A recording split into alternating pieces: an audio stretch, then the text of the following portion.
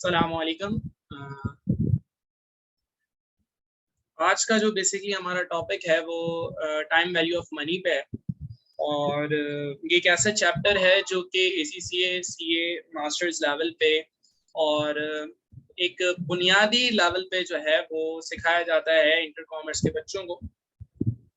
तो आज हम जो है इसको बिल्कुल बेसिक से डिस्कस करेंगे और इस चैप्टर के अंदर जो हम टॉपिक उठाएंगे दैट इज कंपाउंड इंटरेस्ट, मतलब इंटरेस्ट की कंपाउंडिंग। और इन तमाम चीज़ों को जो है वो मैं आपको जो समझाऊंगा वो मैं आपको कुछ इस तरह से समझाऊंगा कि हम इसको बाकायदा एक टाइम लाइन बनाएंगे कि हम एक प्रिंसिपल अमाउंट जो कि हम डिपॉजिट करवाते हैं कहीं पे, एक प्रिंसिपल अमाउंट को जो कि पहली मर्तबा रखवाया जाता है, उसको हम कितने सालों के लिए रखवाएंगे, उस पर हमें क्या इंटरेस्ट मिलेगा, उसकी क्या कैसे कंपाउंडिंग होगी और डे ऑफ मैच्योरिटी पे हम फ्यूचर वैल्यू को क्या किस फ्यूचर वैल्यू तक हम पहुंचेंगे। तो हम अपना जो टॉपिक है हमारा that is time value of money.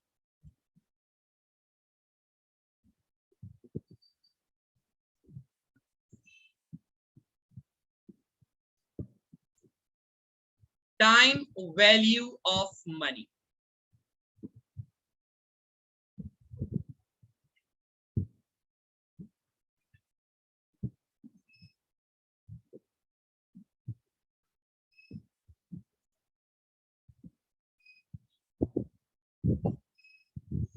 Time value of money के अंदर जो हम अपना टॉपिक पढ़ रहे हैं मेन आज,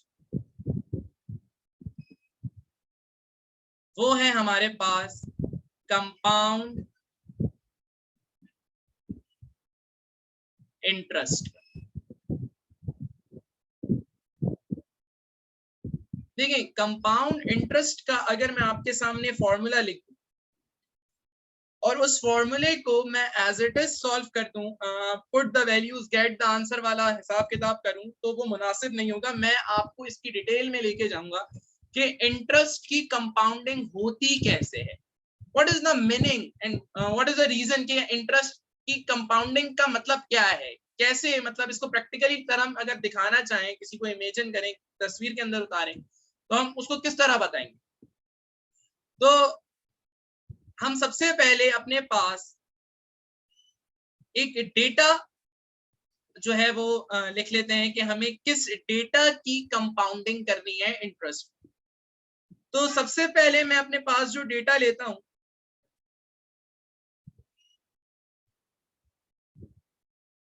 वो डेटा मैं ले लेता हूं कि मेरे पास अपनी प्रिंसिपल अमाउंट है, लेट सपोज 2000। मैं जो इनिशियली मैं प्रिंसिपल अमाउंट डिपॉजिट कर रहा हूं कहीं पे या कहीं पे इन्वेस्ट कर रहा हूं, दैट इज 2000। अच्छा, इसके ऊपर मुझे जो रेट ऑफ इंटरेस्ट मिलेगा दैट इज आई, वो मैं सपोज कर रहा हूं 10% मिलेगा। और ये कंपाउंड इंटरेस्ट का सवाल है तो मैं इसमें ये सपोज कर लेता हूं कि वो जो मुझे इंटरेस्ट मिल रहा है वो कंपाउंडेड सेमी एनुअली है।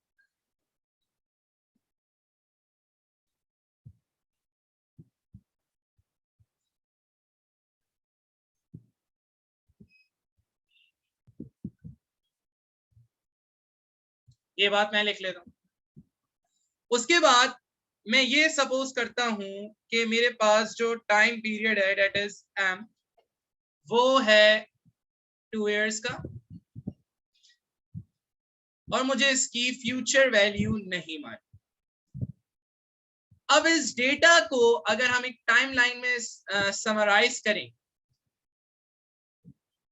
तो 2 सालों की मेरे पास टाइमलाइन कुछ इस तरह से बनेगी।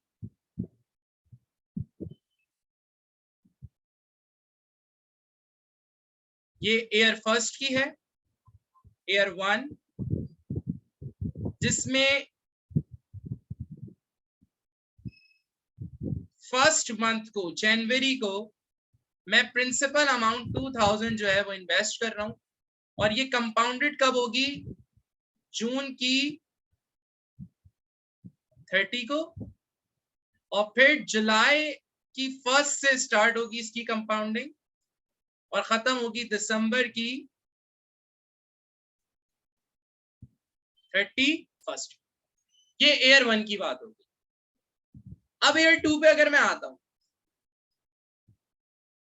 और मैं उसकी टाइमलाइन बनाऊं,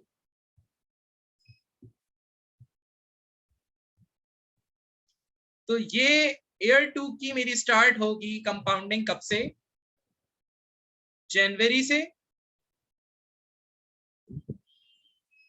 जून, और फिर जुलाई से स्टार्ट होगी दिसंबर 31 पे। 1, 31 और दिसंबर 31। ये एक टाइमलाइन मैंने बना ली। मतलब ये समझें आप कि कंपाउंडेड सेमी एनुअली का मतलब क्या है कि साल में 2 मर्तबा आपकी जो इंटरेस्ट है वो कंपाउंड होगा, कंपाउंडेड होगा। मतलब आपकी जो प्रिंसिपल अमाउंट है उसके ऊपर जो भी इंटरेस्ट आपको हर 6 महीने बाद मिलेगा, क्योंकि साल में 2 मर्तबा मिलने का मतलब क्या है कि हर 6 महीने बाद जो मिलेगा वो आपकी प्रिंसिपल अमाउंट के अंदर ऐड होता रहेगा। तो री अमाउंट आती रहेगी आपके पास कि आपके पास जो भी प्रिंसिपल अमाउंट है उसमें जितने टाइम पीरियड निकलता जाएगा और वो 6-6 महीने होते रहेंगे, तो उसकी जो वैल्यू आएगी वो आपकी प्रिंसिपल अमाउंट के अंदर क्या होती रहेगी? ऐड होती रहेगी। कैसे भाई? अब हम आते हैं यहाँ पे, हम अपने पास सबसे पहले जो डेटा हमारे पास लिखा हुआ है,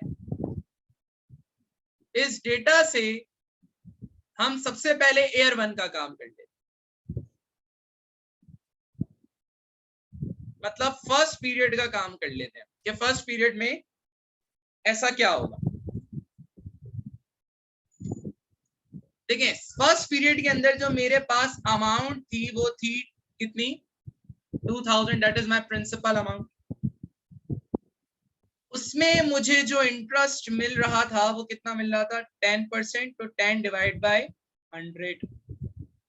उसके बाद कंपाउंडेड सेमी एनुअली का मतलब साल में 2 मर्तबा, तो हर 6-6 महीने बाद, मल्टीप्लाई बाय 6 डिवाइडेड बाय 12। अगर मैं ये करता हूं तो मेरे पास एक इंटरेस्ट की अमाउंट आती है जो कि मुझे 6 महीने पे मिलेगी, दैट इज 100 रुपीज। अब मैं क्या करूंगा? मैं अब इस 100 रुपीज जो मेरे पास एक 6 महीने का इंटरेस्ट निकला है वो मुझे ईयर फर्स्ट में मैंने यहाँ पे डिपॉजिट किया और यहाँ पे ये 100 रुपए मुझे मिल गए। किसकी शक्ल में? मेरी इंटरेस्ट की शक्ल। अब मैं क्या करूंगा? जब मैं जून के बाद जुलाई से दिसंबर तक की कंपाउंडिंग करूंगा तो इसको मैं अपना सेकंड पीरियड कहूंगा इंटरेस्ट का। तो वहां पे जाने से पहले मैं क्या करूंगा? मैं अपने प्रिंसिपल अमाउंट में जितना इंटरेस्ट ऐड कर चुका हूं मैं उसको ऐड कर। तो मैंने इंटरेस्ट कितना, मेरी प्रिंसिपल अमाउंट थी कितनी? 2000 प्लस 100 क्या थी?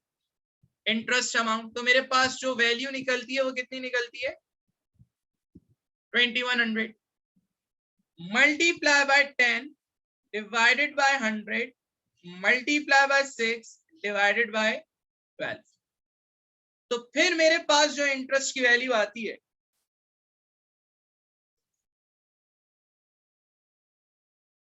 That is 105।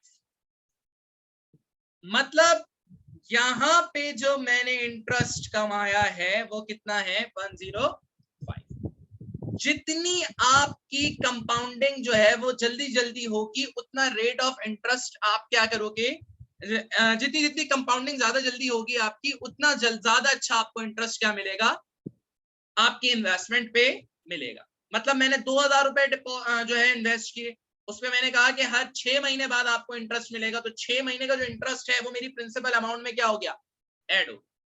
जब वो मेरी प्रिंसिपल अमाउंट में ऐड होगा तो फिर सेकेंड टाइम पीरियड के लिए जब मैं इंटरेस्ट कैलकुलेट करूंगा तो उस वैल्यू ऐड वाली वैल्यू पे करूंगा और फिर मेरे पास उस साल का उस स्पेसिफिक टाइम पीरियड का मतलब 6 महीने का जो कि जून से दिसंबर है उसका इंटरेस्ट आ जाएगा।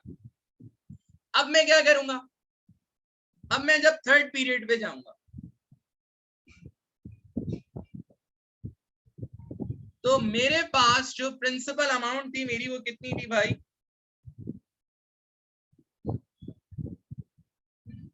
वो मेरे पास थी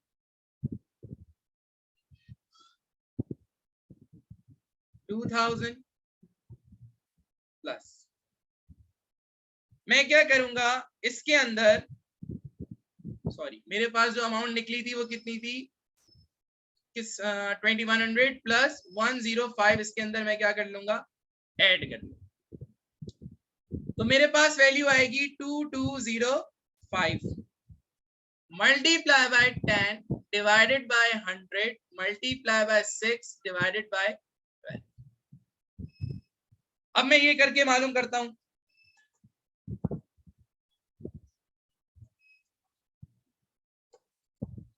तो इस पे जो मुझे इंटरेस्ट मिलेगा 110.25, मतलब थर्ड टाइम पीरियड में, ये यहां से लेके यहां तक का फर्स्ट पीरियड था, ये सेकंड पीरियड है, और अब थर्ड पीरियड में जो मुझे जनवरी से अगले साल की जून तक इंटरेस्ट मिल रहा है वो कितना मिल रहा है, वो मिल रहा है 110.25। अब जब मैं अपने फोर्थ पीरियड में आ जाऊंगा, तो फोर्थ पीरियड में जो मेरी वैल्यू हो गई थी वो 2205 प्लस 11025। तो मेरे पास जो वैल्यू निकली थी वो कितनी निकलती है,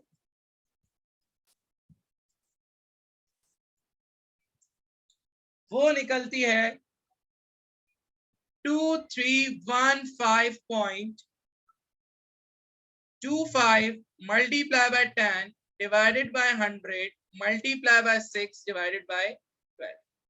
और अगर मैं ये करूं तो मेरे पास जो वैल्यू आती है वो आती है 115.7625।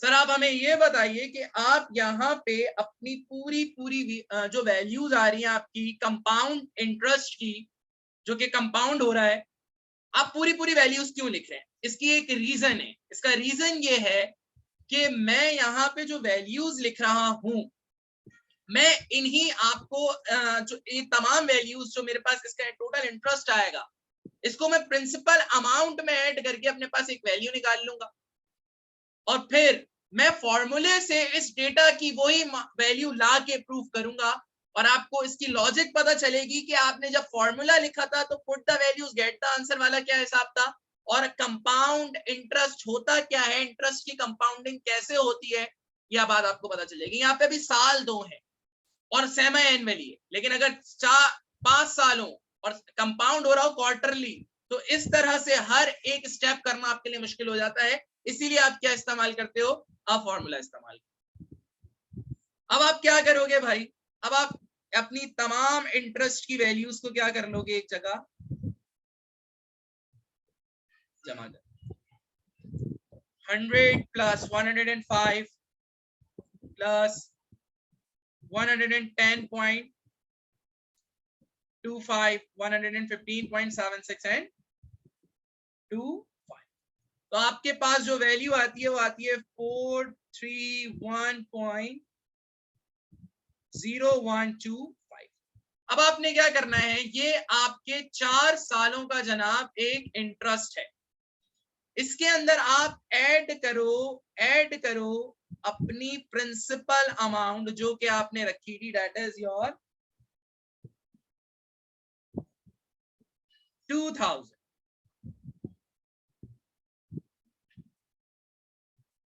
तो ये वैल्यू आपके पास बनती है समथिंग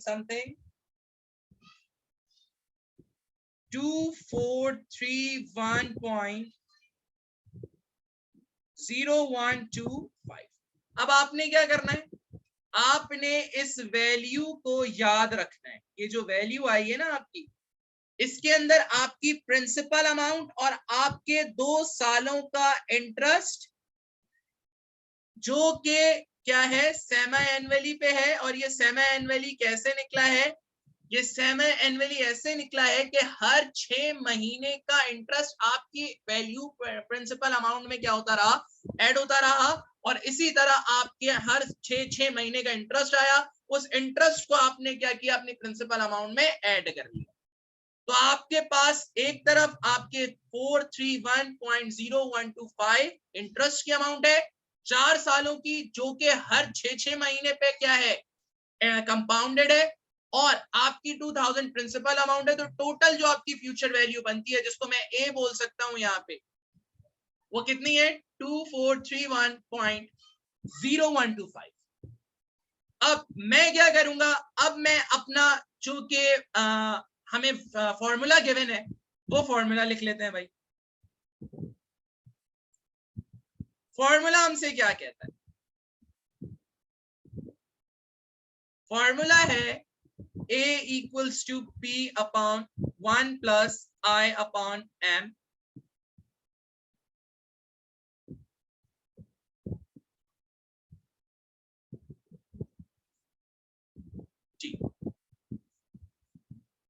ठीक है भाई। अब आप यहां पे ये देखो कि आपके पास प्रिंसिपल अमाउंट कितनी थी, प्रिंसिपल अमाउंट थी आपके पास 2000 प्लस 1 फॉर्मूले का 1 प्लस I कितना है 10%। 10% अगर आप 10 को डिवाइड करेंगे 100 से तो आपके पास आएगा 0.1 डिवाइडेड बाय कितने, आपके पास टाइम पीरियड है 2 साल 2, और फिर आपके पास जो है वो सेमी एनुअली का मतलब भी 2 होता है, और साल में 2 मरतबा, और आपके पास ईयर भी क्या है 2, तो ये मल्टीप्लाई बाय 2 करके कितने बन जाएंगे 4। अब आप क्या करो, जब आप इस ब्रैकेट को सॉल्व करते हो इसकी पावर 4 के साथ, तो आपके पास जो वैल्यू आती है वो मैं निकाल लेता हूं, 1.1 plus 0.1 divided by 2 bracket close power 4। तो आपके पास जो वैल्यू आ रही है वो वैल्यू आ रही है 1.2550625। अब यहां पे ये किससे मल्टीप्लाई हो रही है 2000 से। मालूम क्या करनी है आपको, फ्यूचर वैल्यू के यहां पे इस डेट को आपको एक ही अमाउंट क्या मिलेगी। उसके बाद आपने क्या करना है, इसको जब आप इससे 2000 से मल्टीप्लाई करवाते हो जनाब, तो आपके पास वैल्यू आती है 24310125, जो कि सेम है किसके, आपने जब इंडिविजुअली कंपाउंडिंग की और आपने हर 6 महीने के पीरियड का इंटरेस्ट अपनी प्रिंसिपल अमाउंट के अंदर ऐड करते गए, तो जो वैल्यू आई तमाम 2 साल के इंटरेस्ट की, जो कि 4 पीरियड पर मुश्तमिल थे, उसको प्रिंसिपल अमाउंट में ऐड किया, तो जो वैल्यू आई वही इस फॉर्मूले ने आपको क्या कर दी, वैल्यू यहां पर दे दी। तो भाई आज की वीडियो के अंदर जो है वो हमने सिर्फ कंपाउंड इंटरेस्ट को डिस्कस किया है कि कंपाउंड इंटरेस्ट होता क्या है, इंटरेस्ट की कंपाउंडिंग कैसे होती है। फॉर्मूले का इस्तेमाल हम इसलिए करते हैं क्योंकि ज्यादा ईयर की जो है हमें कंपाउंडिंग करनी पड़ती है, और जब ज्यादा ईयर की हमें कंपाउंडिंग करनी पड़ती है तो वो सेमी एनुअली, अगर क्वार्टरली है तो 1 साल के 4 क्वार्टर निकालने पड़ेंगे। तो इसीलिए जो है हम फॉर्मूले का इस्तेमाल करते हैं, लेकिन उसके अंदर जो लॉजिक इस्तेमाल होती है, तो तमाम चीजें इस्तेमाल होती हैं, वो मैंने हर एक स्पेसिफिक टाइम पीरियड की, मतलब 6 महीने की सेमी एनुअली पे आपको करके दिखा दी। जज़ाकल्लाह, तो हमें याद रखिएगा। अल्लाह।